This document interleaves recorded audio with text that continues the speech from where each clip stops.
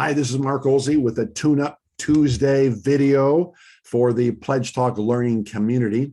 I am excited having my good friend Dave Dennis here with me. David's been in the community for almost the beginning, I think. Is that right, David? I think so. Yeah. Mm-hmm. Yeah, and of course, then our friendship goes back a long time. We won't say how long, but long. Kind of. But anyways, it's great to see you. Great to have you here. You were telling me a story, I don't know, a couple of weeks ago. We had lunch, I think, and you were telling me a story about an interaction with a friend of yours, a new friend, and how the principles of pledge helped. And I thought, man, it's great. I'd love to interview about that and just kind of hear about that. So tell me the story. Yeah, thank you. Yeah, as you said, he's a new friend. We were in a study together back in November of last year, and I was leading the study. And after it was over, after the 6 weeks or whatever was over, he texted me and said, "Hey, let's get together for coffee. I'd like to chat with you about the study." And so I thought that was great. So we got together for coffee probably 2 or 3 weeks ago at this point, and he was just sharing his heart with me about some concerns he had. Really, it was becoming more and more emotional or agitated as we were talking, and that made my emotions inside increase as well. And as he was talking, he was sharing some issues, and of course, in my mind, I was kind of keeping it on the, I guess you'd say, intellectual level of trying to respond to his concerns. But the more we talked, he was just getting more upset, and he didn't see why I wasn't getting it, I think, and I wasn't seeing why he didn't get what I was trying to, say, because I thought I had very good answers to what he was talking about. And so all of a sudden it dawned on me, oh, wait a minute, we are communicating on different levels. He's communicating on a heart level of something he feels very strongly about. Okay. I was communicating on more of a mind or intellectual level, I guess you'd say, trying to answer his concerns. And so when I realized that, I remembered, thanks to you and the Pledge Talk learning community, to pause, take a deep breath, and refocus instead of always trying to think of my next response. Instead, I focused on listening to his heart and where he was coming from. And that it changed the dynamic of the conversation at that point.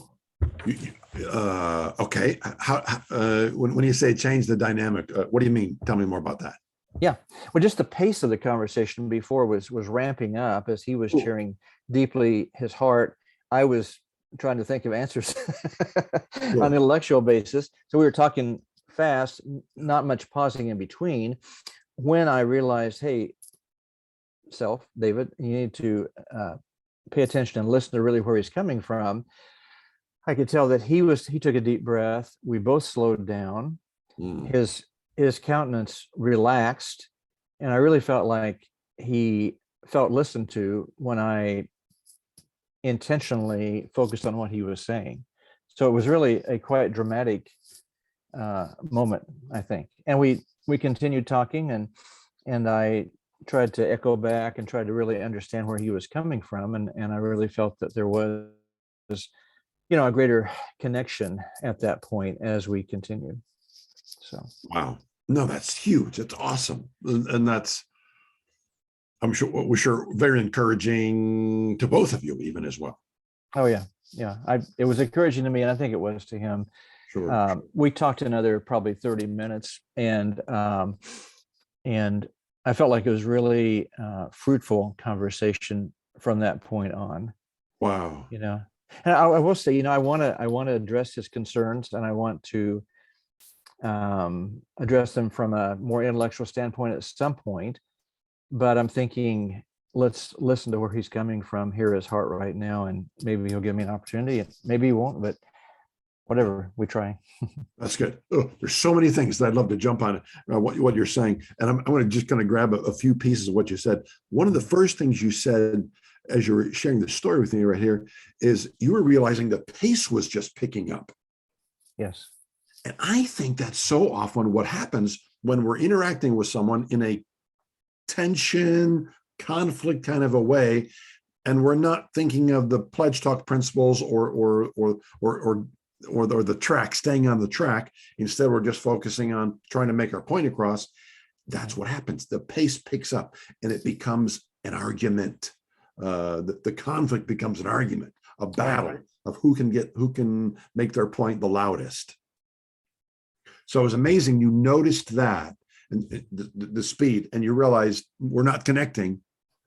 And then when you shift your focus, it started slowing down. Mm-hmm. Yeah. He started slowing down as well as you began really listening to him. Yeah. That's huge. That's so interesting that you said to me. And then you said that there was you're going on that as you really listened to understand him, that there was a real connection. Mm-hmm. Yeah. A real connection. Sure. Yeah.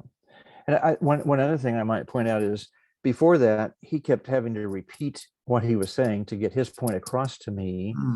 When I slowed down and really tried to listen and echo back, then he didn't feel the need to repeat as much. He could move on to another topic. Sure. That was helpful too. And why do you suppose he kept trying to repeat?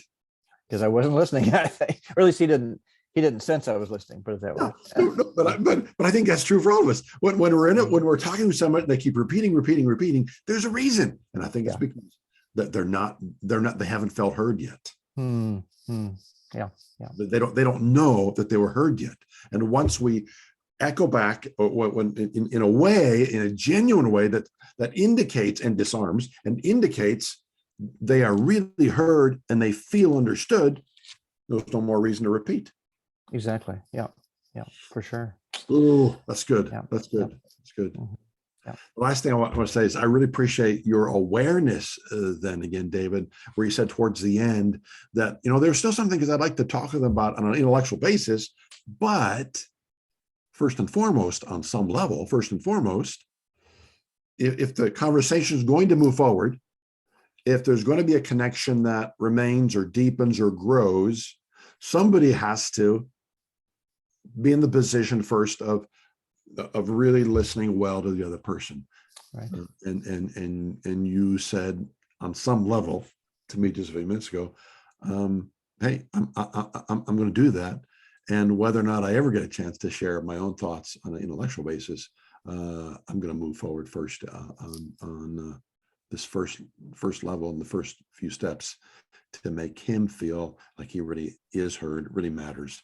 And I'm saying, awesome, great job, way cool. Thank you. Yeah, thanks to you. That's good. Very helpful. Thank you. Good.